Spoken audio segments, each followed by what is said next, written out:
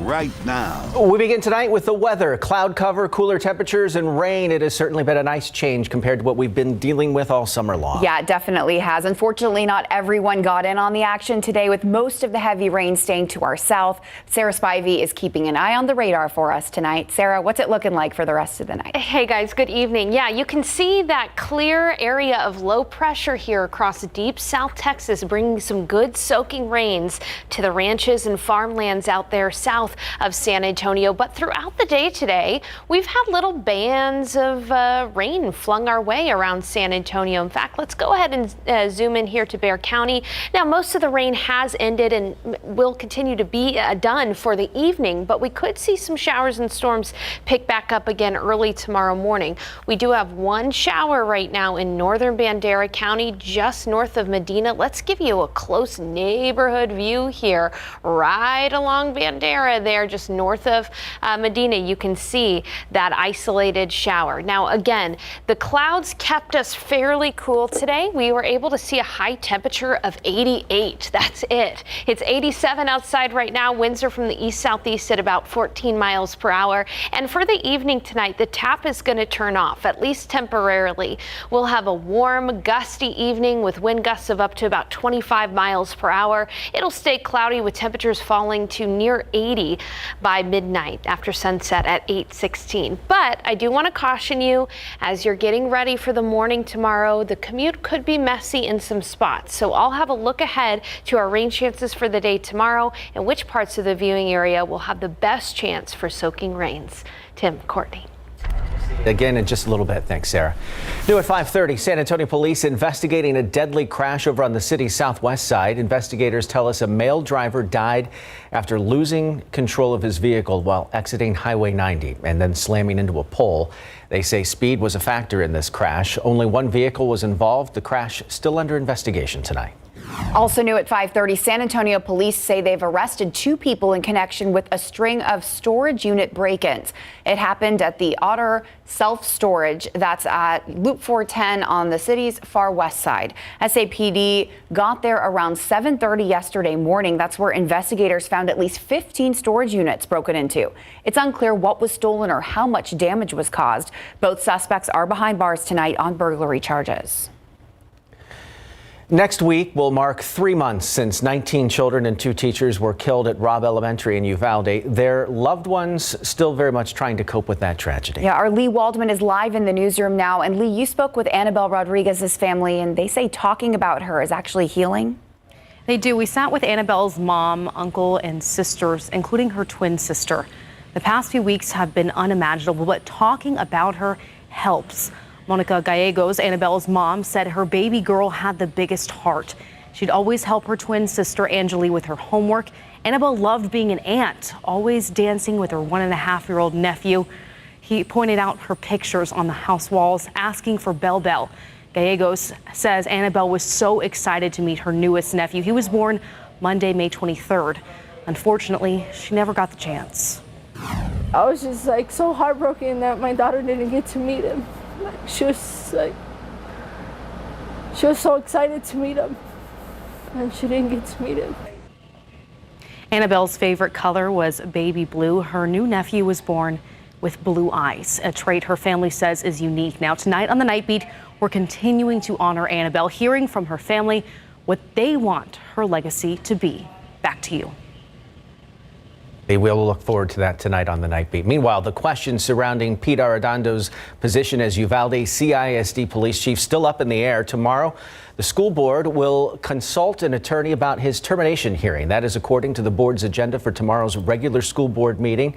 The attorney consultation will happen in a closed session. Arredondo was placed on leave by the district nearly 1 month after the school massacre. 21 brand new live oak trees will soon stand over the cemetery in Uvalde in honor of the 21 shooting victims. That gesture coming from states away. Arizona Wholesale Growers has worked with the nursery in Uvalde before and wanted to find a way to support that grieving community. The growers drove live oak trees down to Uvalde all the way from Arizona. The general manager says the trees represent strength and longevity. And if you'd like to see them, you can head to our website, KSAT.com. Still ahead on the news at 5:30, Camelia Juarez has details on a new consumer report that shows just how worried Americans are about saving money.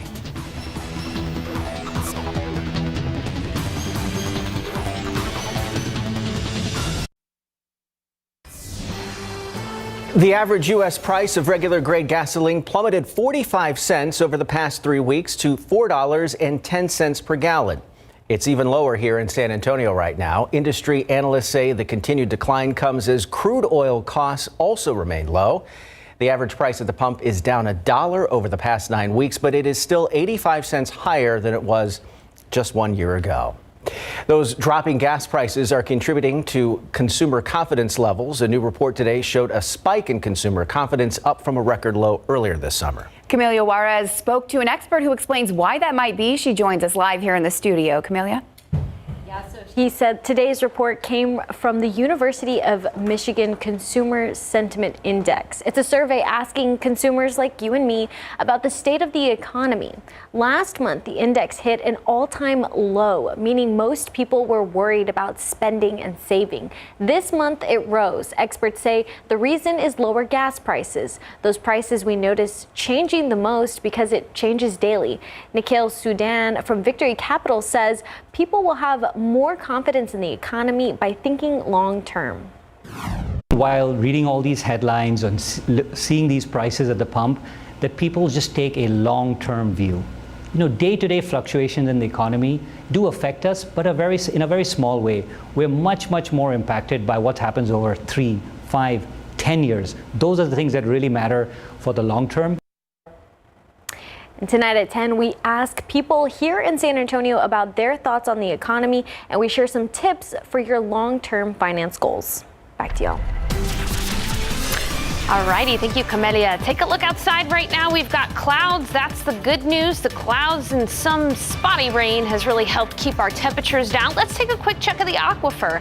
The aquifer is up 0.6 of a foot over the past 24 hours. A lot of that has to do with the fact that there's a lot less pumping on the weekends, not necessarily that good rain fell over the aquifer recharge zone. Now, molds today are high, past 8,000, but I'm going to warn you, I think we're going to see that number go up tomorrow with the pollen count because we've had some areas of rain.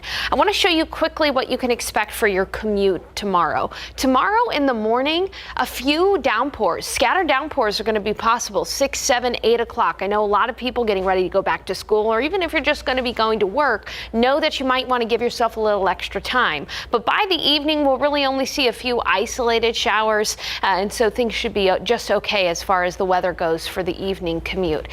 Coming up, I'm going to show you the futurecast, what I mean with some scattered downpours early tomorrow, and we're going to talk about which areas across south central Texas have the best chance for soaking rains. Coming up soon. Nice to see some rain out there. I did not get it. You did. I did. I feel bad. I don't want to brag about it, but we also had broken sprinklers and a whole nightmare this summer, so I feel like we deserved at least a little. But at least more people got in on the action. They did. Yeah. I got some rain too today. 10 minutes worth of rain, but hey, it was rain. All right, it's all because of this no-named tropical low that has moved across South Texas right now. You can clearly see the area, the center of circulation there in eastern Webb County. In fact, some of our viewing area near Cotulla getting some good rain there along 35. Carrizo Springs, Crystal City, this is coming to you in the overnight hours. Beeville getting in on some good rain, same with Live Oak as well. This is good maintenance rain that's helping out as far as the drought is concerned. And you can see that there's one stronger band near Refugio pushing up toward Goliad this evening. Now, the Corpus Christi area has seen a lot of rain from this system. In some spots, up to about 7 inches of radar estimated rain along the bay there. Near Rockport, 1.5 inches. Kingville, about 3.5 inches of rain. Even in southern B County, almost 1 inch of rainfall. Now, we've been seeing bands of isolated showers being flung our way.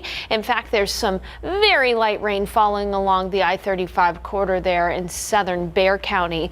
with one more substantial shower out in northern Bandera County, just to the north of Medina and Tough there, right on that Kerr County line. All right, so how much rain did we get today? This is a look at the 12-hour rainfall totals. If you did get some rain, you saw anywhere from 1/10 of an inch to even in some places up to 1/2 inch of rain.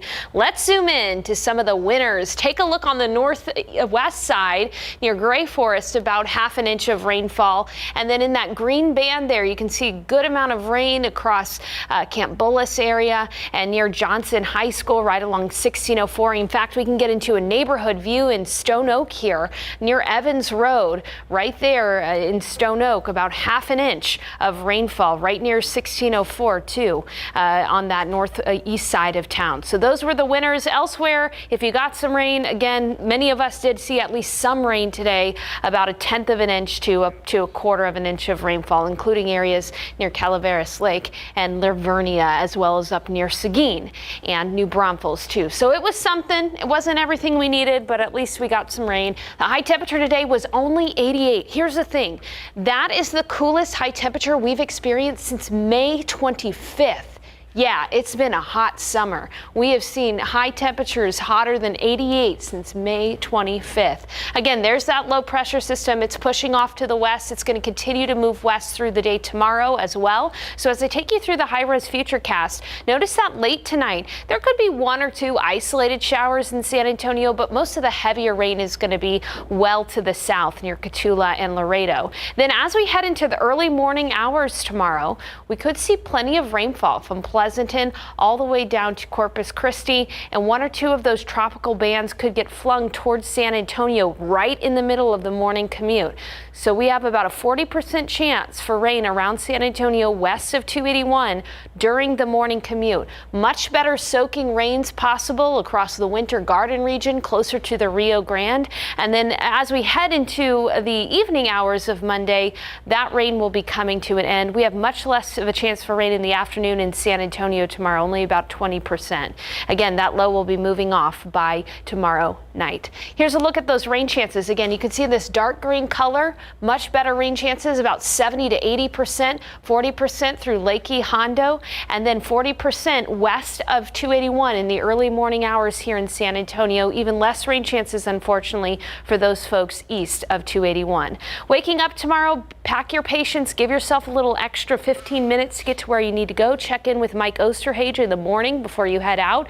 We'll have a look at the radar. 40% chance for rain. Temperatures will still be in the low 80s by noon. And then as we head into the afternoon, an isolated downpour is possible, but for the most part, widespread rain is not expected. 92 for the high temperature. Then as we head into next week, temperatures rebound into the upper 90s, close to 100. We've got another opportunity for rain on Thursday that we'll be keeping a close eye on. Tim and Courtney. I know it may not feel like it, but I don't see a 100 in there. I know. We'll be close a couple of days. Oh, but like I'm tempting it. Like I have any power over this. Don't scare it. Okay, I'm sorry. All right, Larry, after the first preseason game, the Cowboys have plenty to work on when they head back to practice tomorrow. They sure do. Their big bugaboo last night was penalties. You know what? Last year during the regular season, they led the NFL with 127 penalties. Well, they had a ton of them again yesterday. Plus, the Houston Astros held Uvalde Strong Day. We got it coming up.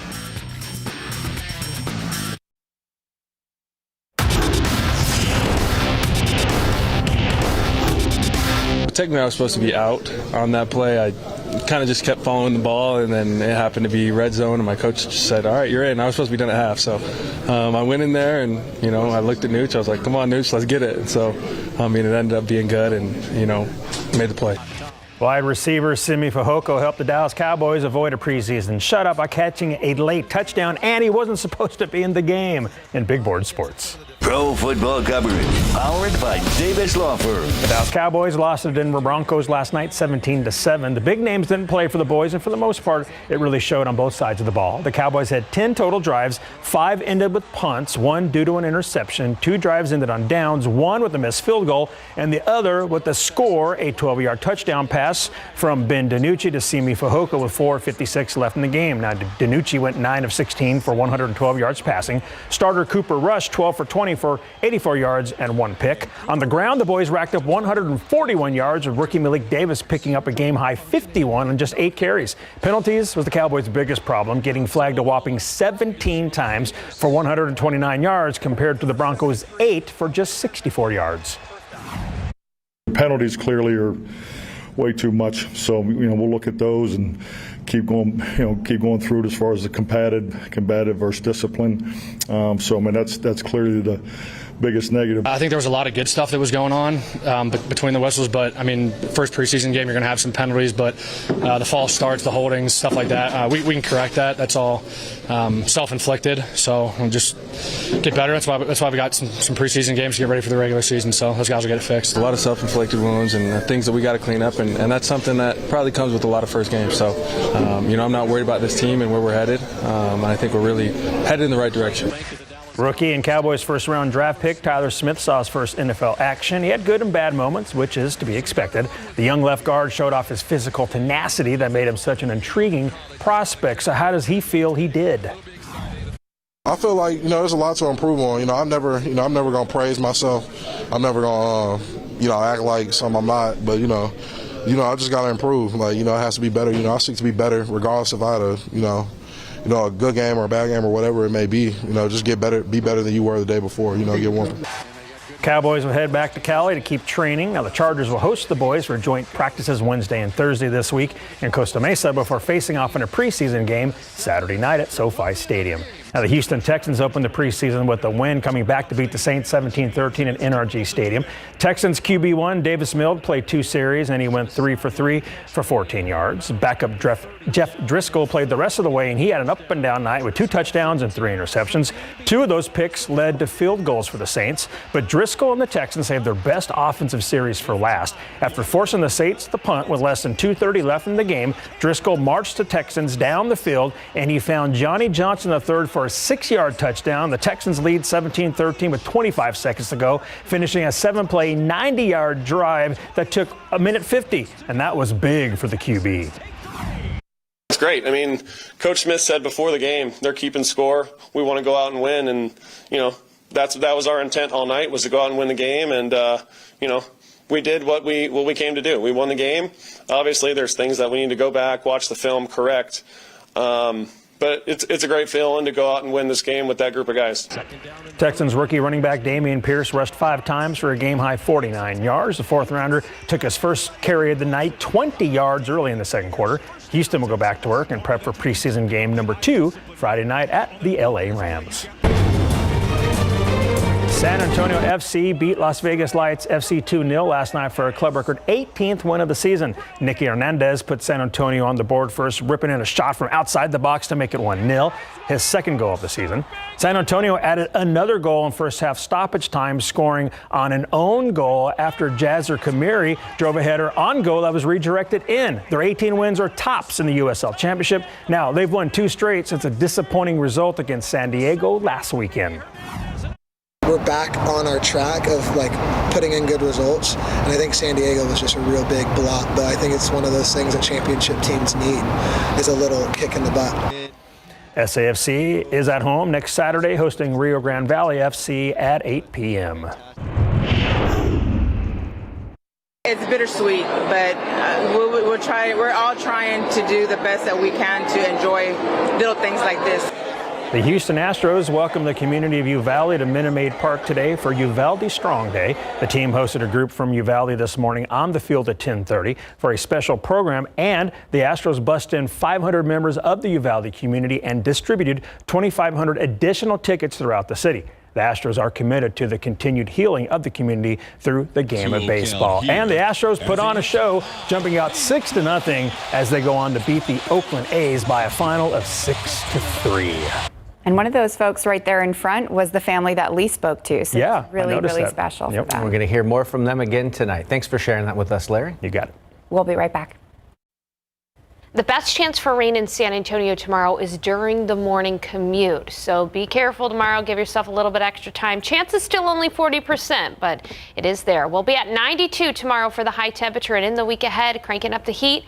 We should stay just below 100 for most days, with another chance for rain on Thursday. Keep that weather app handy. We'll keep you informed. Thank you, Sarah, and thank you for spending time with us. We'll see you back here for the Night Beat tonight at 10. See you then.